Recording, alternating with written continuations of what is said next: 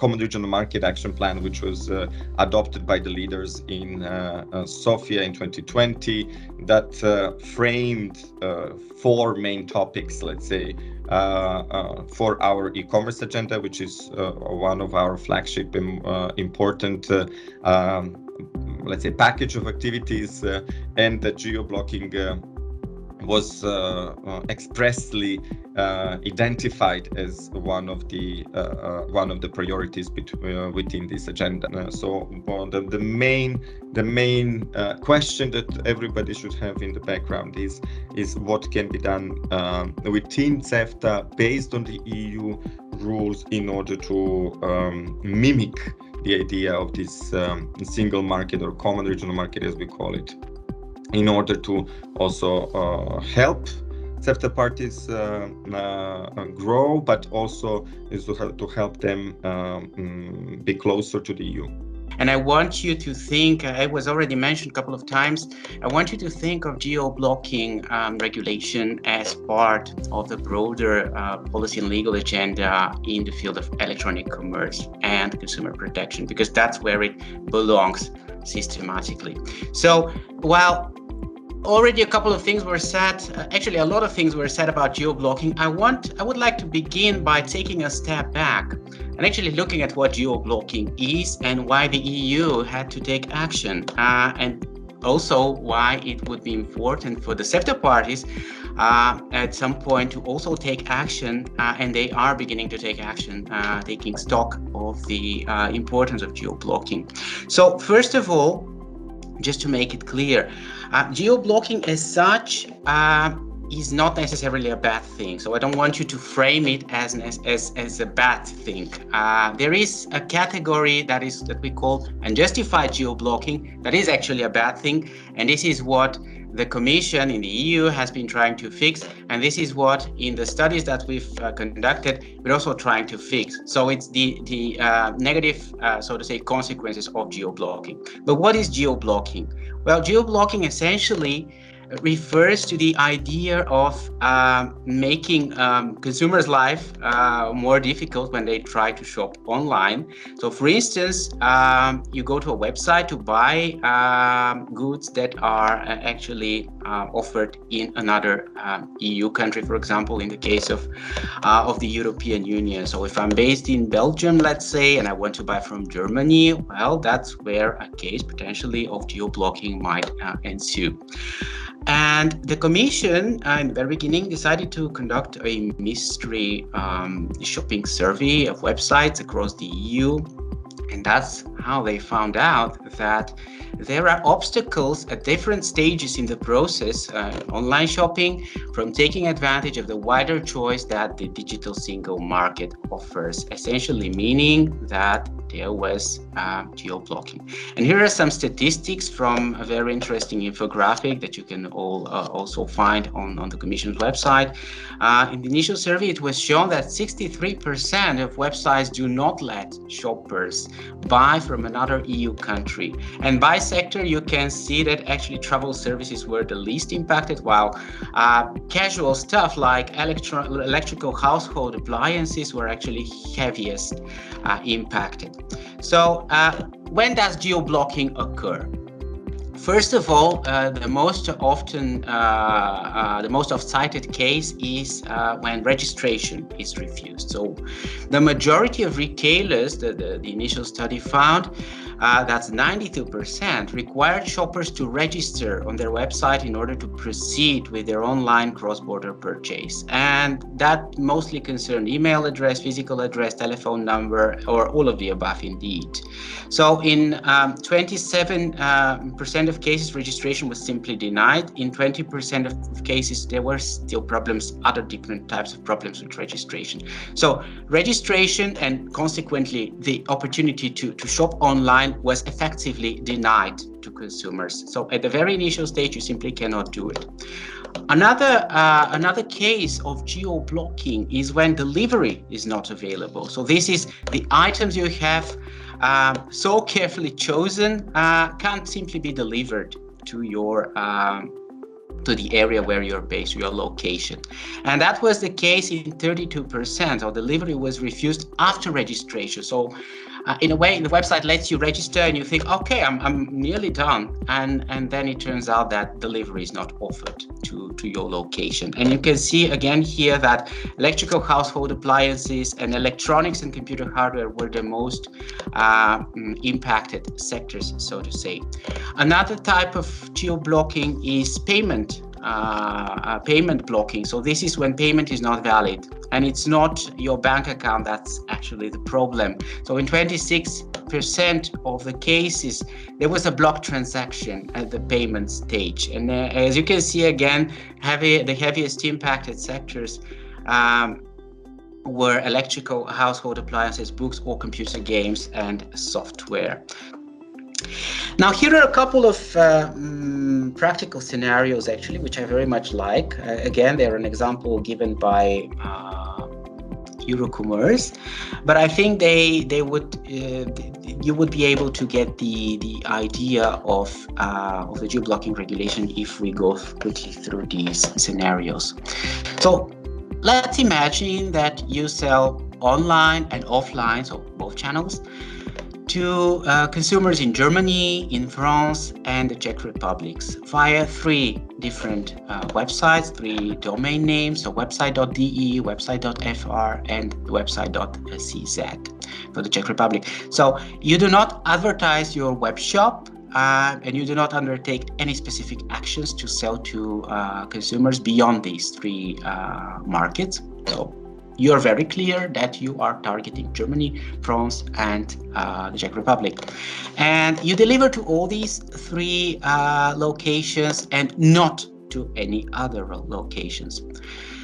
As far as your domestic sales in Germany, France, or the Czech Republic are concerned, the regulation would simply not have a lot of impact on your activities. So your domestic sales will basically remain intact. However, it could have impact, the regulation could have impact on sales made to customers from other countries. And here are some examples. Let's say that you have an Austrian customer who wants to buy from your German website. Obviously, it's nearby, and it should not be that expensive also to have goods or services delivered to Austria.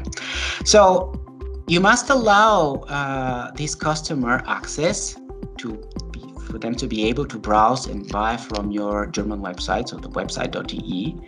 In terms of delivery, you are not obliged in principle to deliver to Austria. And you may be wondering which law would apply in this case. So there is no easy answer to this, because there are also rules, as Francesco mentioned, there are rules of private international law that remain intact and that you will have to apply independently. But in general, to such a transaction, it would be German law that would apply. And based on how you approach your Austrian customer, the court might consider that you have targeted them, and thus Austrian law applies. So this is really a matter of if a dispute arises, you have to be very considerate in structuring your website and your dealings with customers to make it clear and to protect yourself from unwanted jurisdiction, basically. But the mere use of German language is not automatic with targeting. Other factors, such as the use, for instance, of an Austrian phone number for customer services and others, might play a role. So it would really determine on how you have structured your website and the impression that your offering gives to customers. So we observed 160 e-shops. The observations were done during mid-December and 5th of January. In total, as I mentioned, each e-shop was observed from 2 markets. In total, there were 320 observations made. So each e-shop has undergone double observation. We can see on the chart the representation of e-shops of the sample that was tested for each of the markets. And in terms of the goods and services, 74% of the observed e-shops were selling goods, while 26 were offering services. You can see what are the goods that we tested: clothes, sports goods, furniture, and cosmetics. And this was for this the Eurostat data was used for the most sold categories in the region in these markets. And then for services, also we took the Eurostat data and we tested travel, entertainment services, tickets for events, but also as the CEFTA Secretariat advised, we added hosting services as well to the as they are, let's say, easy to be sold online across the region. So maybe assuming that there would be no geo-blocking for this kind of services. So now I will briefly go through the findings of where the mystery shoppers were blocked in each of the 4 phases, and then I will share with you the summary of the all stages and sort of a funnel to see how many of e-shops are imposing geo-blocking practices and versus the ones that are not. So on the access stage, almost all mystery shoppers were able to get access to open the web shop. Only 1.6% were rerouted or to a website with different market extension, different domain name, or were asked to select a location, and based on that they were opened a new website. So however, almost as we can see, almost 99% were able. So on access we see that there is very little geo-blocking imposed. We also tested other questions. I won't go into the details of all of the questions, but the study I'm sure will be published for anyone that wants to see more in details. We also had questions to ask the mystery shoppers about the availability of languages, if the website is presented in local language when the mystery shopper is opening the website from another market, just to sort of feel and see the impression, although this is not maybe crucial that is restricting the user, but just to see how e-shops are sort of behaving in this sense. Then the second stage was registration, and 65% of the mystery shoppers were not even required to register, meaning that they can check out as a guest, that they don't need to make a profile or register in order to complete the purchase. However, even this was the case, we asked all mystery shoppers, even though if they're not required to register, to try and continue the registration so that they can see if they're able to create a profile, regardless if it's not mandatory to make a purchase on the website. So we can see that in 75% of cases, addresses and phone was mandatory during the registration process that the mystery shoppers had to complete. Then almost 50% or 47.8% encountered geo-blocking practices and were not able to make a registration because of their address is not located in the market of the seller, meaning half of the shoppers are restricted here and they're not able to make a registration so that they can continue on the next stage, which is delivery and then payment. In terms of the registration ability, we can see on the chart how it varies across goods and services. And we can see that, of course, for goods, address is not accepted, or phone, or there is no address or phone field when completing the registration. So this is assumed as it was accepted, so that we see in the next stage what happens when the user needs to input his delivery address and actually order the product. So this is the stage 3. And we see that 64% of cases address was not accepted, meaning that the user was blocked and he simply was not able to make the purchase and go to the next stage. And almost all of these cases when the address was not accepted were on goods, of course, because for the services that they have digital delivery, and of course address can be accepted or is not even required sometimes. We also, as I mentioned, had other questions in terms of what are the display delivery costs that the users can see. Is it more expensive? Are there different costs regarding handling and stuff? And we can see that at this stage, for the mystery shoppers, the delivery costs appeared same to them in 80% of the cases. But we will see in next stages that they would, as Eva I think mentioned this also, that they would later on realize that even though it appears that the costs are same, when they go to the next stages, either they cannot make the purchase, or maybe even if they place the order, the website then contacts them and says, we don't deliver to this market, or the expenses are different, and so on. So meaning they don't have automatic processes in place for this. And then and of course, this just a brief comment, these automatic processes that are not in place are in sense a bit of a sense logical, because even though the websites that sell to other markets that don't have geo-blocking, that we will later see, 90% of their revenues are from the domestic market, meaning less than 10% is their sales and revenue that the e-shops are getting, even those that are selling and don't have geo-blocking restrictions in place from other markets, meaning that their focus and investments or resources, finances and time is not on regional expansion or sales. We can see on this chart the delivery restrictions, what were the cases when address was not accepted. In almost 60% of the cases, address or phone were not accepted of the mystery shopper. Then we can see that address was accepted in 30% of cases, and for the services, of course, in 6% address was not needed, as I mentioned. Then we come to the final stage, which is the payment. 76% of all observations of all e-shops accept payments with Visa and MasterCard, which is a bit strange because we expected that more will have. Basically, this is the general and most accepted payment, that they will have payment with payment card. However, we see that there is certain sites that are focused on other payment methods, like offering cash on delivery with, let's say, card on delivery. They're not accepting payment cards. Others have bank transfer as an option, and so on. So we can see the payment options that were provided by the e-shops on this chart. In terms of the prices, in almost all of the cases, the product of the prices was the same.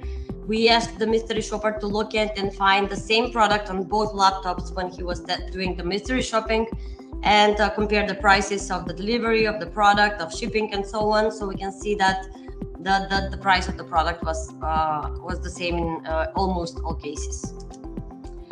So this is actually to sum up all the 4 geo-blocking practices that we identified during access, registration, delivery, and payment. And on this funnel, in order to better present a view, we say, okay, let's exclude all shoppers that were blocked in the previous phase and see what will be the finding, how many e-shops we come up to, how many e-shops that actually allow users to come to the final stage. They're not restricting in any phase, and the user can complete the purchase, assuming that he can make the payment, as I mentioned. So we can see that how the funnel, as you can see on this picture, how the funnel is shrinking.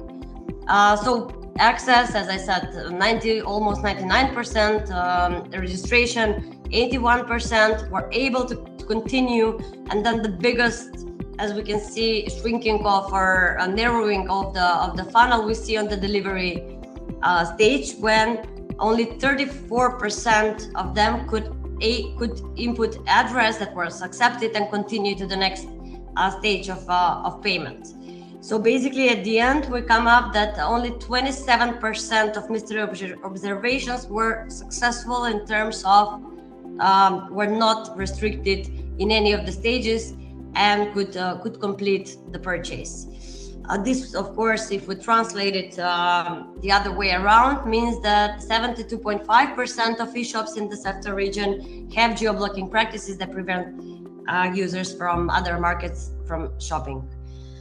In terms of the research question number 2, so this was the research question number 1, how many of the e-shops have geo-blocking practices. We say 72.5% of e-shops have geo-blocking practices in place or refuse to sell. And then the second question was, okay, is it more common in goods and services, and how is the situation like for goods and services?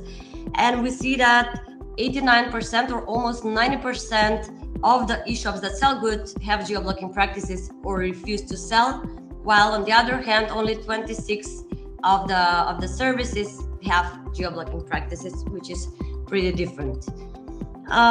We can see there's some other data that I won't go through in more detail, so that we can try to be on time and leave some time for questions. Then the research question number 2 was, what are the most common restrictions? And we have seen on the funnel that the most common, or the funnel got very narrow in the delivery stage. So basically the most common geo-blocking practice is during delivery, when the website inputs sort of automatic restrictions in order for the address or the phone, the postal code, the phone to not be accepted, and then the user is automatically denied to input his address.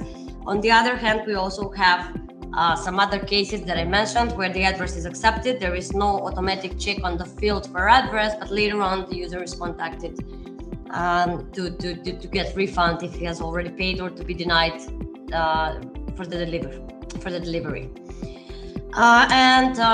Finally, we wanted to also see how is the situation like. Are there any differences across markets? Are there any e-shops from particular market that are selling cross market comparing to others? So we see that maybe the situation is a bit more bright for Albania, Bosnia, North Macedonia, and Montenegro, where they have less than 30%, more than 30% e-shops that actually sell online. If we're speaking about overall, then you can see on the chart also the goods and services that are separated, but more or less the situation is very similar. However, what was noted and it's interesting was that, for instance, Albanian e-shops are selling or might be selling to Kosovo and North Macedonia, but not to other markets.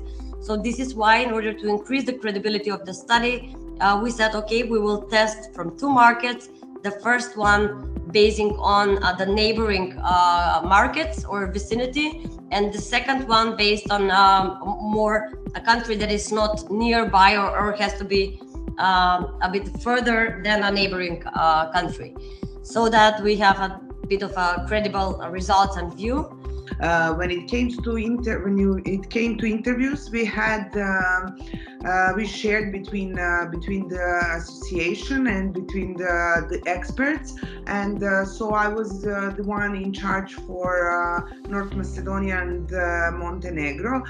But basically, because we had those work groups, and we discussed about the interviews during while they were happening, and basically 90% of the answers and the feedbacks from all the markets were the same. If we are putting them into like the most important ones, definitely those are custom issues, delivery, and lack of standardization. When it comes to custom issue, there is definitely the high cost of custom fee as a huge problem. We are after this slide, we are going to have the testimonial of that we point out, and you can see from those testimonials the real examples of how is that happening for the real business. So not only that the merchants have a problem with the high custom, because some, for example, say, okay, we have the customers who wants to pay the custom, but there is also problem with uncertainty. So they cannot be sure at what time of delivery they are going to manage to deliver that good to the customer. So even if we could change the custom fee, there should also be the totally different procedure where we can be totally sure about the procedure and how it is going to last. So that was for all the merchants, I can say the same answer. So whenever we would ask them, have you even considered selling on different markets, they said no way, because we don't know anything about the custom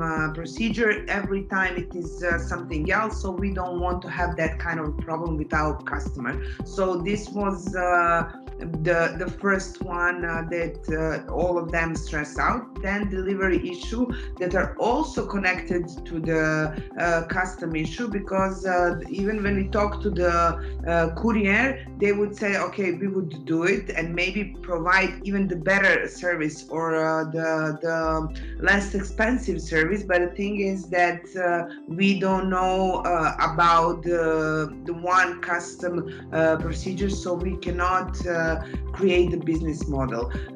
Like Nina mentioned previously, there are some merchants selling over the borders of their country in the CEFTA region, and because they are the couriers that are selling that are delivering in the region, but the cost of that delivery is high. So maybe just can transfer. Okay, Nina, maybe just that I connect to there was the testimonial. Just move to the another slide and we'll come back to this one. So there is, for example, you can see from the testimonial of the next slide from Dusan Brder from the Fashion and Friends saying, okay, there is the average value of a shopping basket of 80 to 90 euros. If we have to add 30 more euros per delivery, it is definitely, you cannot be competitive. So this is like really simple explanation of once we set up the procedure of the custom, we can have a better and competitive delivery service. Can you just go back to the previous slide? The third one is lack of standardization. We heard from all of them that they need better instructions regarding the rules and regulations, and there is definitely the lack of clear standardization for all the markets. So this was one of the most important barriers they mentioned. There is also, you could see from previous slides, for example, the ones that were delivering the services, not the goods. They mentioned that they have the problem with the high bank fees and even the marketing issue. Sorry, just move back to the, okay. They can, they stressed out that was their biggest obstacle for selling, for example, the concert tickets. And also the problem, but I believe there is also the lack of education, how to do the rates calculation. There is also different VAT, double taxation issue, technical issue for the language, but what they all mentioned, you can go to the testimonial, sorry. Slide. Okay, so here you can see that procedure. For example, if for every order outside of Serbia, there is 7 different documents. So it needs like the 30 minutes for every single order to just be prepared. So imagine how expensive and slow that is. And if you are having your own market that is also big enough, definitely you cannot be that competitive to include that other cost to the market. So this maybe we can go to the last slide. Most of the, not most, but a lot of merchants, they're also having, they're working on different CEFTA market, but how they do it, they are having the warehouses in each country. So in that terms, they are operating on that market, and it definitely, it would be much cheaper for them to have one centralized office and to use the whole CEFTA market, and not only to have the warehouses in every single market. And when we ask them, okay, if we give you the if scenario, what if scenario, what if we manage to regulate the customs and to regulate the last mile the delivery, would you sell on the CEFTA market? And all of them, actually 90, I think there was only one merchant that said that they are not interested because it is their business model, but all of them that we interviewed said they would do it, and that is a huge opportunity for them. So I believe again that this is something for all of us working in the business, but also for the customers, that we should focus now on this CEFTA region and try to do as much as we can of this geo-blocking, and to prepare for EU as one market, and to work in e-commerce properly as it should be. And definitely it is going to be a huge opportunity for our customers as well.